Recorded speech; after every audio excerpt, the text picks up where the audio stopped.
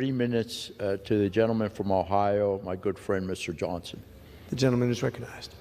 Mr. Speaker, I rise in strong support of H.R. 1615. I got an article here.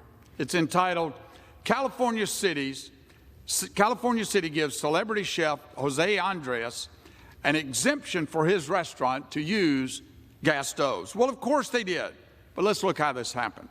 Now, it was reported that while the progressive city of Palo Alto, California, has a natural gas ban for all new buildings and renovations, a policy that Democrats are trying to enact all over the country, we find that the ban actually doesn't apply to everybody. Mr. Andres' lawyers in front of the city council argued that he could not possibly cook with the efficiency and precision he desires if forced to use electric stoves.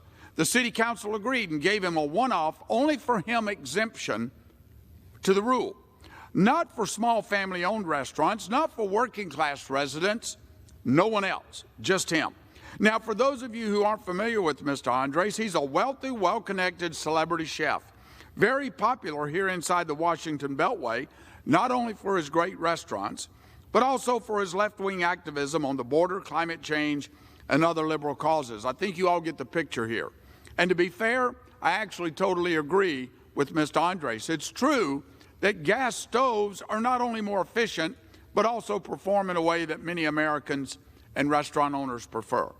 All that we ask, and what this legislation before us would do, is give the American people that same economic freedom and choice. The choice to use appliances that they actually want and can afford.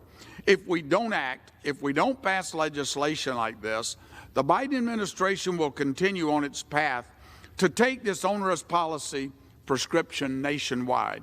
And to add insult to injury, this celebrity chef and his wealthy, powerful National Democrat friends who aren't giving up their gas stoves, their fossil fuel-fired stoves, these are the same exact people lecturing my constituents about climate change.